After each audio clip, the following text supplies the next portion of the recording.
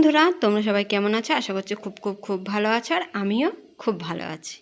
তোমাদের সকলকে জানাই গুড আফটারনুন। চলে এসেছি আজকে আরও একটি লাঞ্চ থালি নিয়ে। তোমরা যারা আমার ভিডিও নতুন দেখছো তারা প্লিজ চ্যানেলটি সাবস্ক্রাইব করে দিও, আর যারা অলরেডি সাবস্ক্রাইব করেছে তাদেরকে জানাই অসংখ্য ধন্যবাদ আমার পাশে থাকার জন্য, সাপোর্ট করার জন্য, আর এতটা ভালোবাসার জন্য। আজকের লাঞ্চ থালি একদম সিম্পল খাওয়া দাওয়া নিয়ে চলে এসেছি, আর একদম সাদামাটা। আর তোমরা কে কী লাঞ্চ করছো সেটা কিন্তু কমেন্টে জানাতে ভুলবে না। দেখেছো আজকে আমার লাঞ্চ থালিতে কিন্তু একদম সিম্পল সাদামাটা খাবার রয়েছে। চলো তোমাদেরকে বলে দিই। রয়েছে সবার প্রথমেই গরম গরম সাদা ভাত। বাঙালির লাঞ্চ থালি মানে দুপুরবেলা থাকবে গরম গরম সাদা ভাত। তার সাথেই রয়েছে দেখো এখানে চাল কুমড়োর ঘন্ট করেছি। আজকে কি করেছি বলো তো, ইলিশ মাছের মাথা যে সাইডের অংশটা কেটে বাদ দিই না, সেই কাটাকুটিগুলো দিয়ে চাল কুমড়োর ঘন্টটা করেছি। জানো তো বন্ধুরা, রুই মাছের মাথার থেকে এই যে ইলিশ মাছের মানে মাথার যে সাইডের অংশগুলো দেওয়া বা ইলিশ মাছের তেলটা এর ভেতরে দিয়ে করা, তাতে যেন বেশি স্বাদ লাগছে খেতে। মানে রুই মাছের মাথার থেকে এইটা দিয়ে খেতে যেন একটু বেশি স্বাদ লাগছে।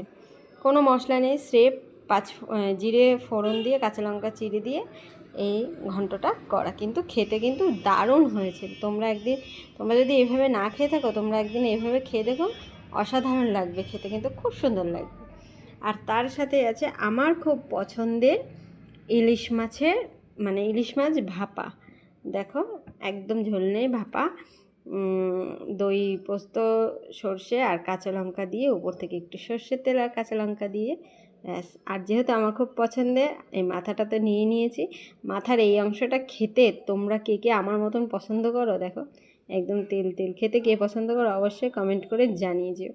আমার কিন্তু বেশ ভালো লাগে ইলিশ মাছ, আর ইলিশ মাছ মানেই আমার খুব পছন্দের মাছ। আর তোমাদের কার কোন মাছটা সবচেয়ে পছন্দের মাছ অবশ্যই জানি। আমার কিন্তু সবচেয়ে পছন্দের মাছ যদি বলে থাকো সেটা হলো ইলিশ মাছ।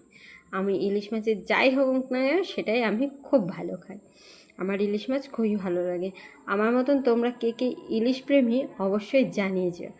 আর তোমরা ইলিশ মাছের কোন রেসিপিটা সবচেয়ে বেশি পছন্দ করো সেটা কিন্তু জানাতে ভুলো না। চলো তার সাথে কি আছে দেখে না। তার সাথে রয়েছে দেখো আমের চাটনি। দেখো আজকে আমের চাটনিটা খুব একটা পাতলা হয়নি, একটু গাঢ় করেছি। মাঝে মাঝে একটু পাতলা করি আর মাঝে মাঝে একটু গাঢ় করি, কিন্তু গাঢ়টা খেতে বেশি ভালো লাগে। যাই হোক, এটাই আজকে আমার লাঞ্চ থালিতে। আমার লাঞ্চ থালি প্রথমে বললাম একদম সিম্পল আর সাদামাটা খাবার, তাই একদম সিম্পল আর সাদামাটা খাবার দেখিয়ে দিলাম। তোমরা কে কী লাঞ্চ করছো সেটা কিন্তু কমেন্ট করে জানাতে ভুলো না। চলো সবাই সুস্থ থেকো, ভালো থেকো, লাভ ইউ অল, টাটা।